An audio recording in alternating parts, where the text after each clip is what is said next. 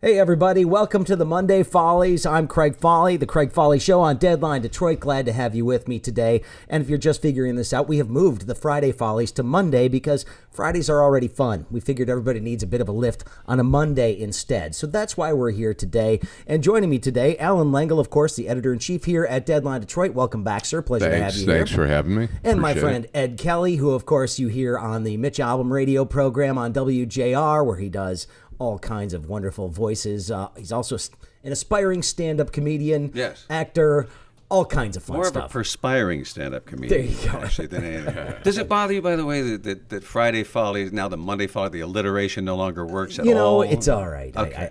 I can get by without that. I do like alliteration. With a little help from your friends. Absolutely, and that's why you guys are here. And we've got a lot coming up on here. We're going to talk a little bit later on about Beto mania that is going on right now, and a number of other things that are happening. But we're going to start. We're going to start with President Trump because apparently he was celebrating Festivus this weekend because it was the airing of grievances via Twitter. Wow. Oh, my word. He went after everybody and everything on Twitter this weekend. We'll talk a bit later about the white supremacist stuff because I think that's something we need to get into. But let's see. What did he do first? Well, he went after John McCain. So there's the dead guy who can't defend himself that he goes after on Twitter.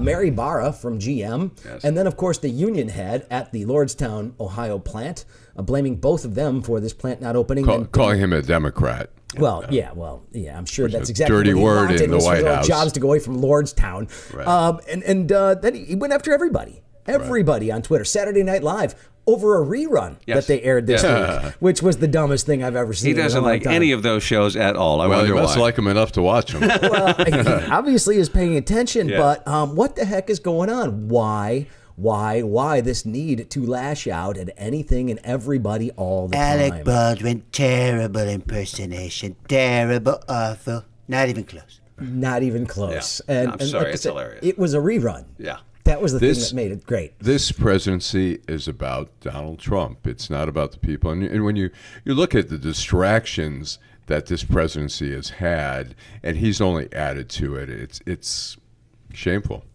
So sad. So sad. Bigly sad. I mean, this man couldn't carry John McCain's water.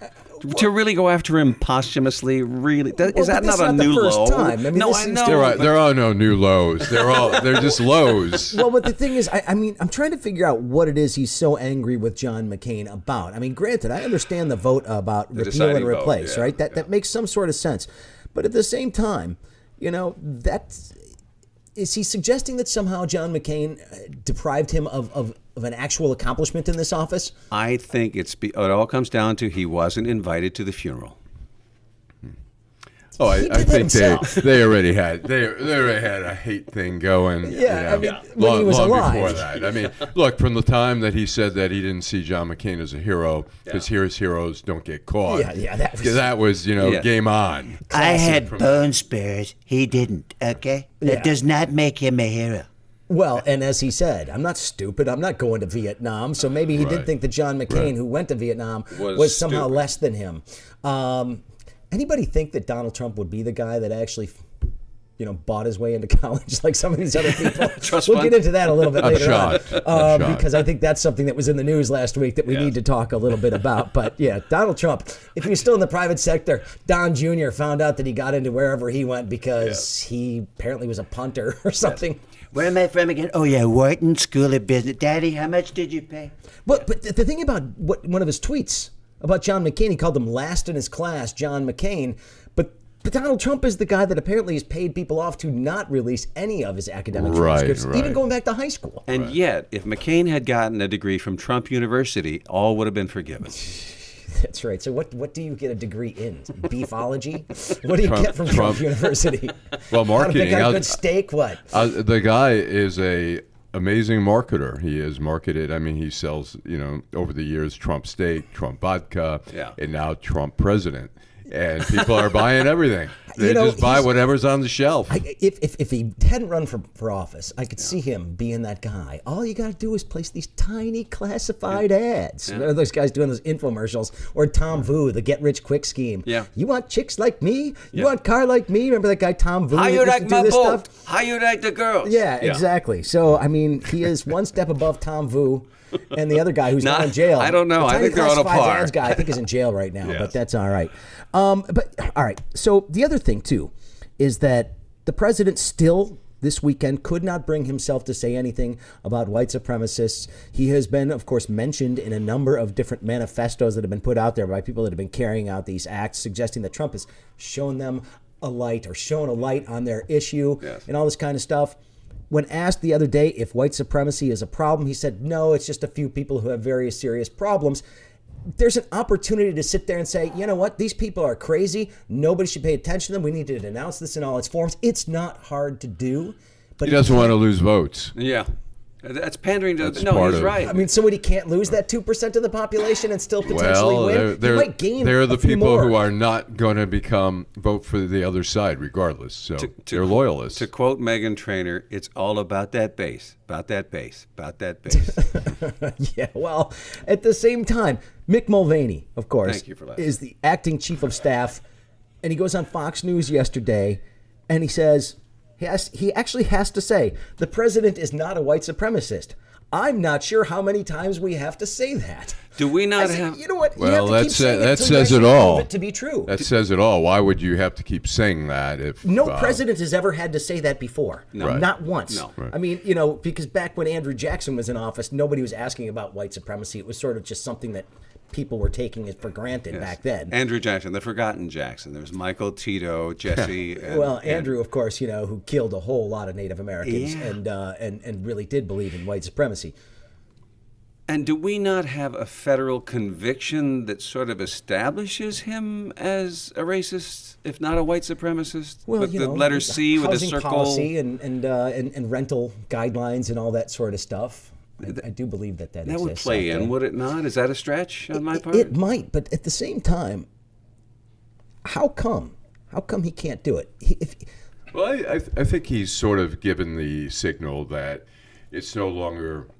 You no longer have to be ashamed if you're a bigot, if you're... I mean, the thing about, like the shooting at the mosque, nobody can say, oh, Donald Trump, even though the guy, mentions him in the manifesto. But he insults him in the manifesto, too. Yeah, That's the funny part. Yeah. But the thing is... Brickbat and bouquet. At minimum, we can say the guy has this amazing platform to be able to spread goodness in the world. And as far as that's concerned, he has done zero to spread any kind of love or unity in the world. But at the same time, he also knows that Australia went with the guns are gone. Yeah. New Zealand, being a close neighbor, may pick up the same policy following this event, being that the huge contributions that show up from the NRA for the Republican Party, is he worried about funding? Well, look, the guy is not an ideologue by any means. No. He doesn't really stand for anything. And the Republicans, I find it hard to believe that, Mitchell and Lindsey Graham actually think he's a great guy, but they see him as this great vessel for their ideology to push that, and so they're running with it. He's right greasing now. their paths. They are not of the same ilk. Yeah. Now, the interesting thing about this, too, talk about tone deafness. Judge Jeanine Pirro gets her show taken off of Fox News the other night because she made some Islamophobic remarks. Out of line. She definitely was, and I'm they in punished mourning. her. I'm in mourning over that. But Donald Trump, then, the same day of the shooting, is tweeting about how we need to make sure that she's brought back on the air and that Tucker Carlson, for all his, Islamophobic and basically homophobic and anti-immigration statements, xenophobic, that we need to protect these people. So all the people who are spouting the language of hate, frankly, and intolerance, he's supporting them. Let's not forget Rush. Well, but Rush Limbaugh at least is smart enough to keep his mouth shut about saying white supremacists are good people. On occasion. Yeah. On occasion. Well, that says the guy who works on WJR. I'm just yes. Which carries that show. I actually work for a separate show. Yeah, that's not true. The company. I know. I'm just kidding. Sad state of affairs when you have to say that the defending of, It's I don't get it. I don't get it. And it's the first time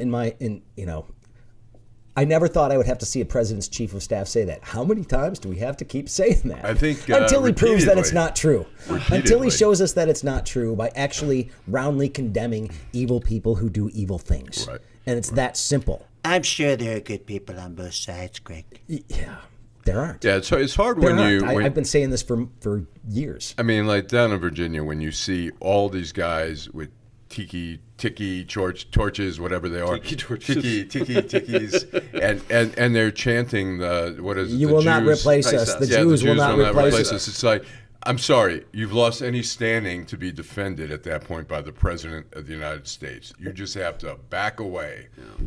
Well, I grew up believing that Nazis were bad. That's just what I was taught. Call me old-fashioned. Call me old-fashioned. Call me old-fashioned, but I hate Nazis.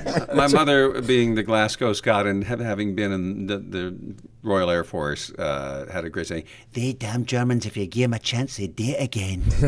She said it every chance she got. Well, all right. So I did mention, of course, we should probably move on here from Donald Trump because we could spend hours on this guy. Endlessly. And that's probably not a good idea. But let's go to the college admissions scandal, which we dealt with last week. And I thought this was really interesting. I mean, one, that anybody was shocked that rich people are finding ways to get their children in the quote-unquote side door of these universities. Yes. But this was very, very blatant and unusual. But my favorite part about this is that one of the people, we knew about the actresses, obviously, and the famous people that were trying to get their kids in.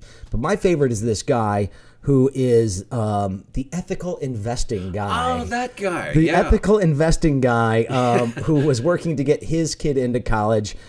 Wasn't one payment like $300,000? $300,000 to buy his kid's way into USC. His name is Bill McGlashan. Yes. And he was in charge of the Rise Fund, and he's on the founders board along with Bono, amongst some other people. It's an investment firm that purports to have a, quote, deep personal and professional commitment to driving social and environmental change. It's ethical investing for those who actually worry about that kind of stuff. Well, ethics, clearly not his strong suit. Wow. No. Well, hypocrisy counts for something. Well, that's right. Hypocritical investing. Yes. At least, maybe that's what that is. I find it interesting that the whole thing is almost really not about the kids, but it's about the status, the prestige of parents being able to brag and say, my kid's going to Yale, my kid's going to Princeton. It's not about the kids. It's about their egos. And that's really kind of the sad part because, I mean, look at the shame, hopefully, that they brought to their children, for their children to be ashamed of their parents and to be ashamed of the situation. He claims he tried to keep his son from knowing about this, but at the same time, he was sitting there telling this guy, this guy who was in charge of this thing, that, hey, well, I'll find a picture of him doing something kind of athletic so you can Photoshop him onto a kicker. Right. And we'll make him a kicker, place kicker / punter. I'll just say he went to this place kicking camp because your high school team doesn't even have a football team.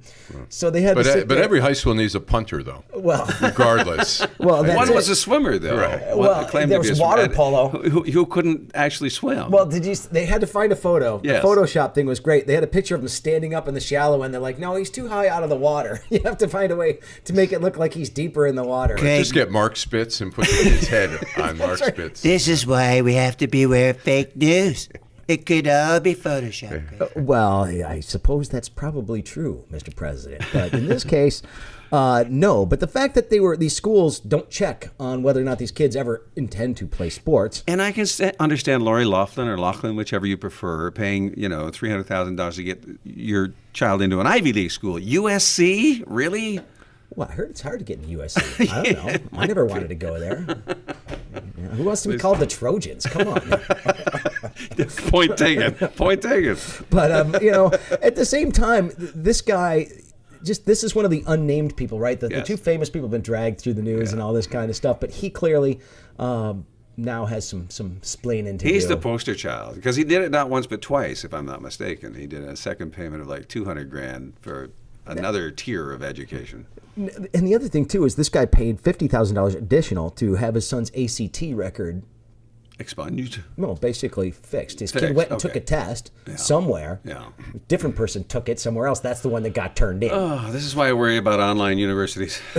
Well, the online universities, I mean, heck, they're not involved in this stuff. No, but I'm saying that you could have anybody sit at your keyboard. I mean, it better be photo verified or have the camera on the whole time. I know. I just, you know, I've been trying to wrap my head around why, you know, it's so important for parents to have kids that go to these prestigious schools.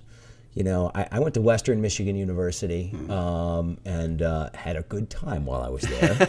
Enjoyed it very much. Clearly. And, look, I turned out okay. Yeah. You know, clearly I've got some flaws, as anybody does, but at the same time, I don't think my life has been harmed in any way by not going to Harvard or Yale.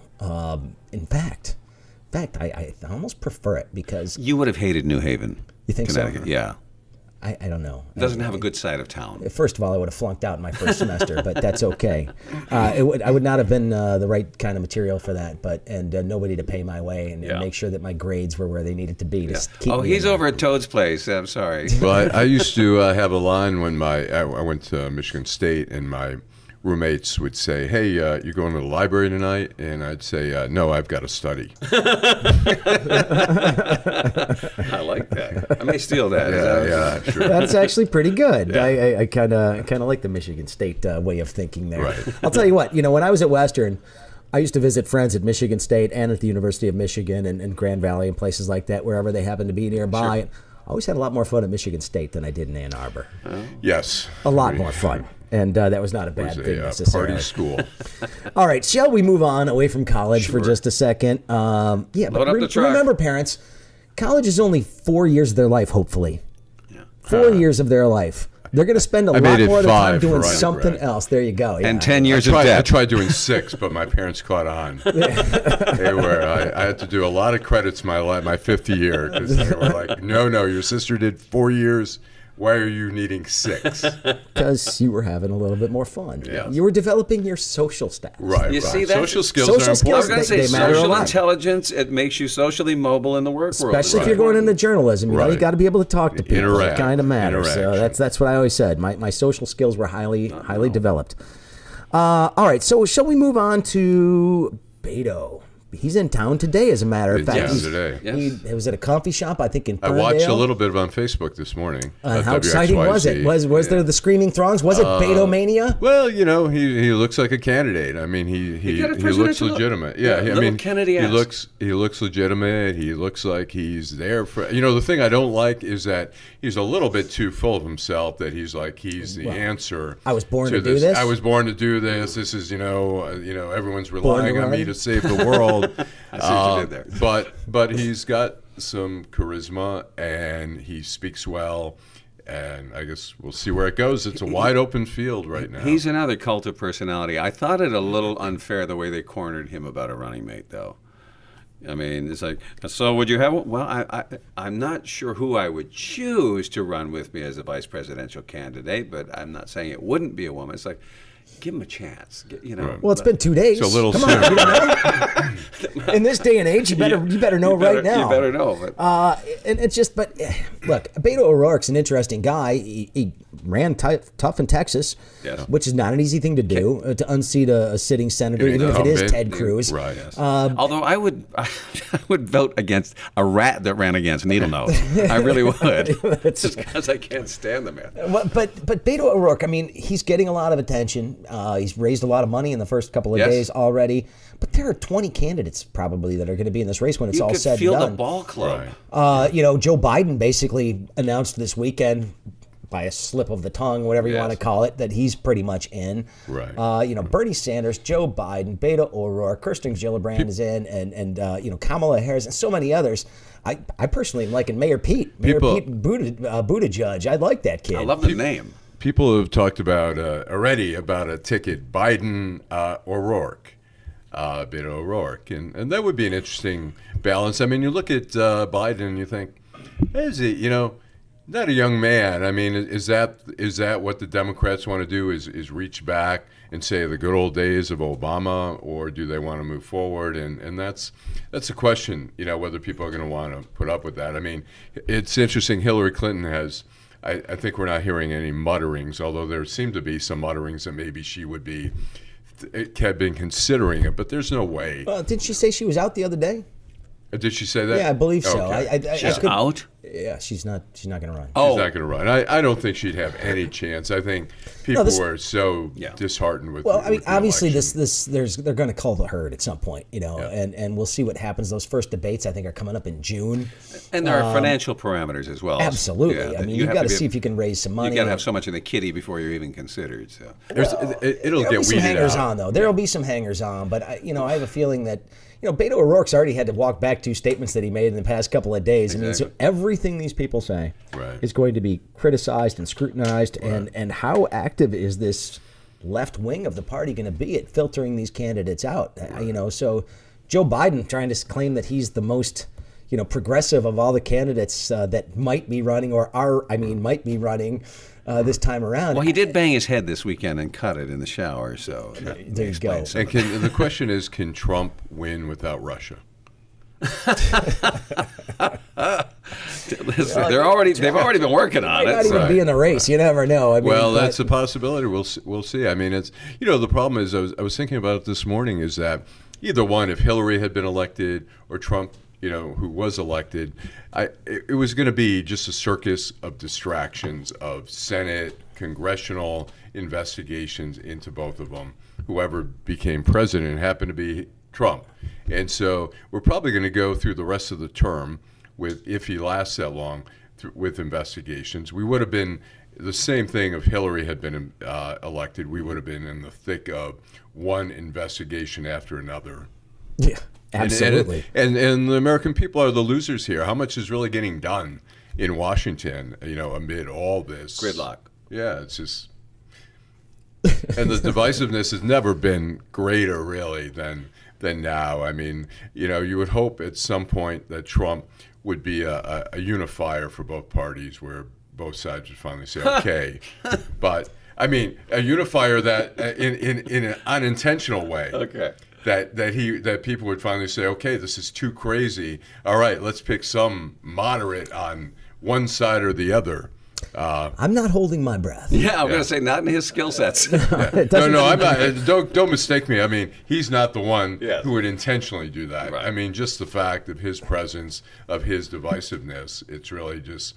I mean, we've had some bad presidents. We've had many bad presidents, but we've never had a president who doesn't really act like a president, or at least not in our modern, No, times. He's unlike anything we've ever seen. I would agree with that. History. I would agree with that. Yeah. Hey, let's go local here for just a second. I thought this was good, and you guys wrote about this. We wrote about this on Deadline Detroit last week. A woman who gave the cops the middle finger. Yeah, the digital salute. She gets out of it. The cops were not justified to pull her over just for giving the cop the finger, which I don't recommend that. No, right. I don't recommend doing that to the police officer, but I think the courts were right in this one. That is freedom of expression. And you know what? Sometimes the police, they're not always the friendliest people when you deal with them. Right. They can be a little serious at times. And that job is taxing, and in their defense. I'm not suggesting it is, but at the same time, look.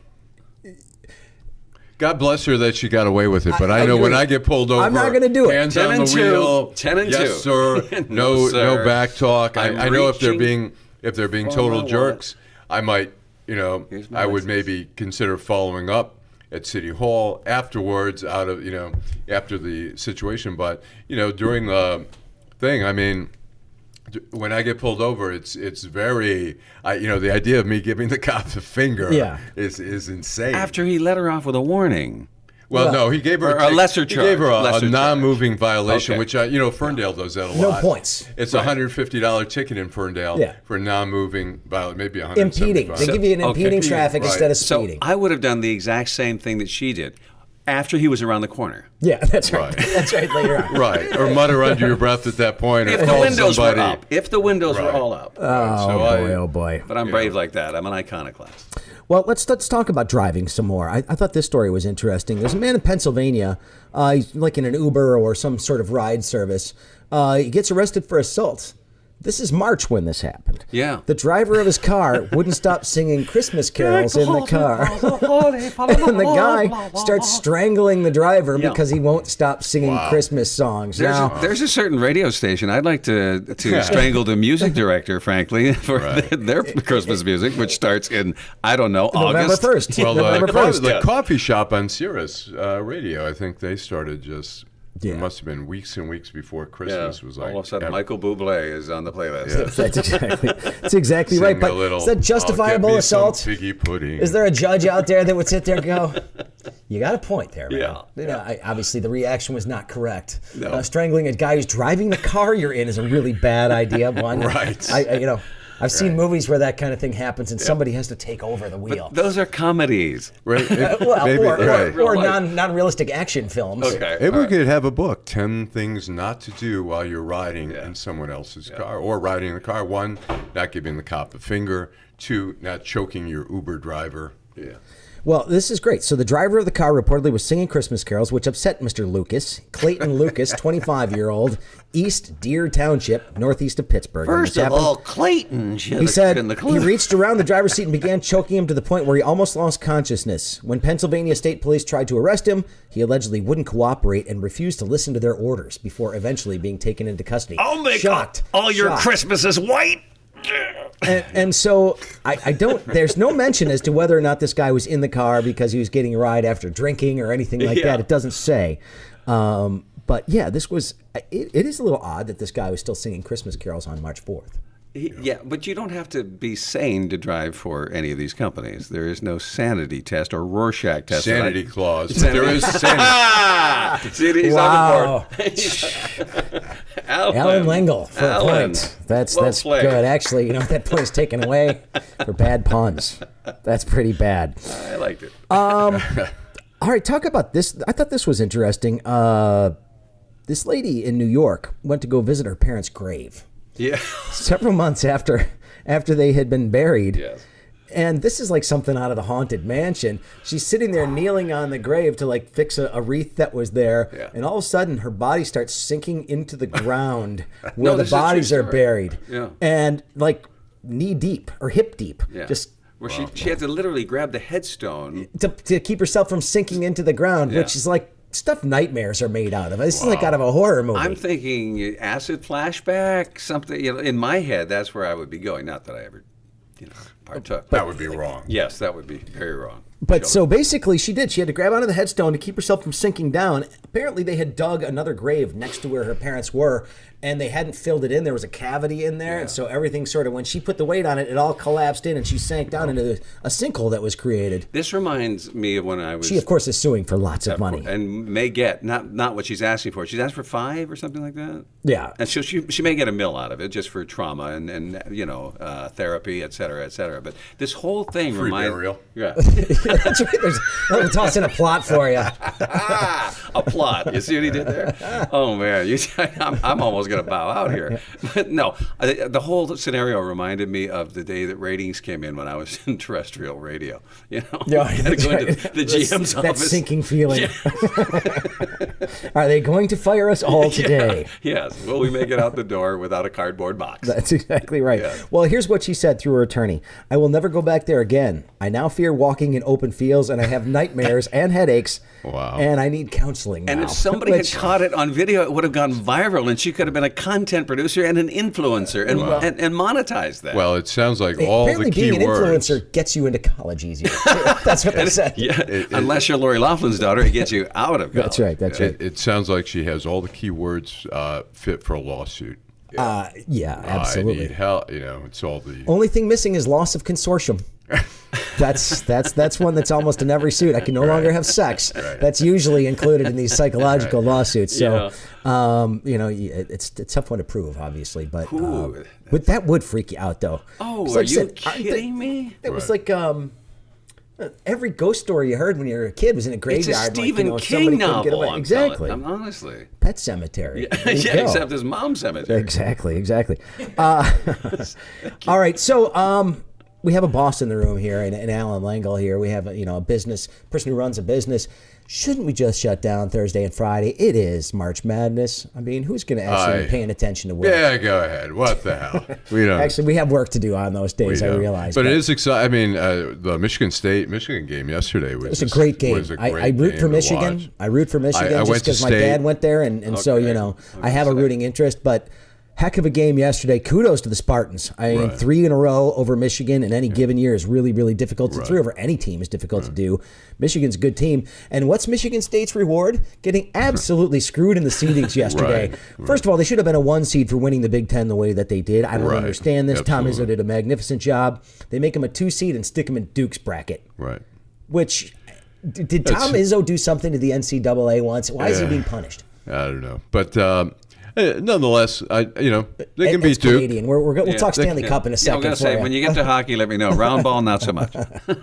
No, I mean, I think it's exciting. I mean, it is. They did get screwed on that, but you're going to have to beat Duke at some point anyway, more than likely. I went to state. I'll root for both teams. I'll root for Michigan and Michigan State. I just want to. I'd like them both to make the Final Four. That'd be pretty darn cool. Fourth time could be a charm for Michigan, although the way that they've been playing in the second halves of these games, I'm not sure. Yeah. Michigan, though, is a good tournament team, always has been. So we shall see. But I thought it was fantastic. Michigan State, I think they got a really, really bad draw. I don't understand. Like I said, Izzo must have done something to tick somebody off a long time ago.